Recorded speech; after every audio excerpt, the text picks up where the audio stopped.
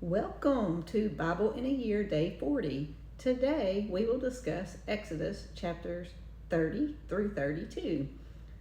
It's fun that today's reading lands on day 40 of our Bible in a Year journey.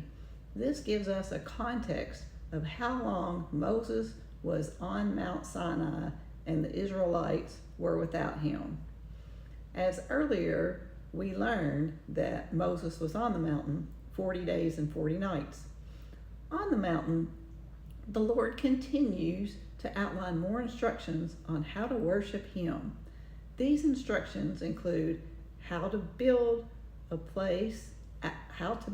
where to place a portable altar, how to make incense and oil, how to conduct a census in a way that honors God and places the same value on every person, rich or poor, the building of a cleansing basin.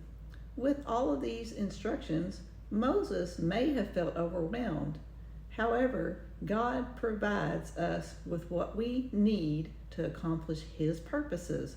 In this case, God points Moses to Bezalel and Aholiab as two men God has, and I quote, filled with the Spirit of God, with ability and intelligence, with knowledge to work in every craft. God then reminds Moses of the importance of working 6 days and resting on the seventh day, a day holy to the Lord, the Sabbath. It is a sign and a reminder that God created the heavens and the earth in 6 days and rested and refreshed on the seventh day. Before Moses descends from the mountain, two additional things happen. First, Exodus 31:18, and God gave Moses the 2 tablets of the testimony, tablets of stone, written with the finger of God. Second, God informs Moses that the people have turned to idol worship in his absence. It says, "Go down, your people have corrupted themselves.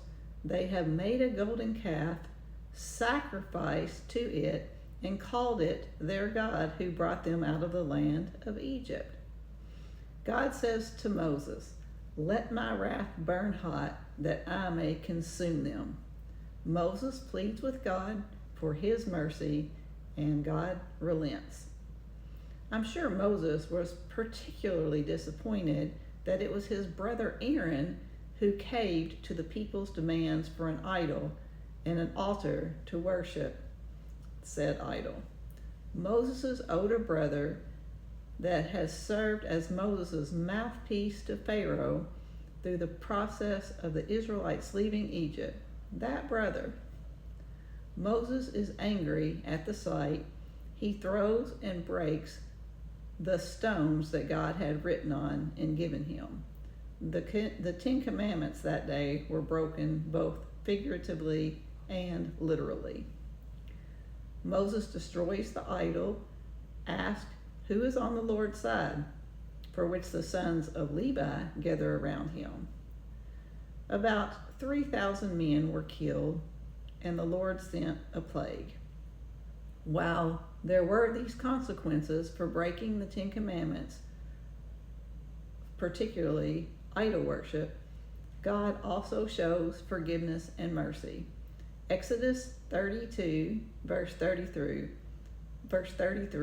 "Whoever has sinned against me, I will blot out of my book.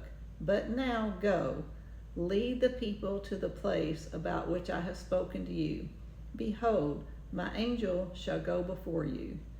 When I read this chapter, I think about when my kids were young, they would do something that they shouldn't have. It would make me furious.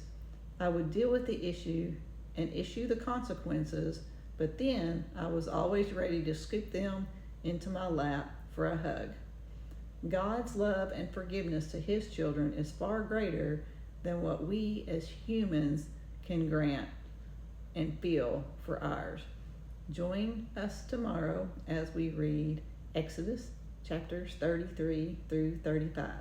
Have a blessed day.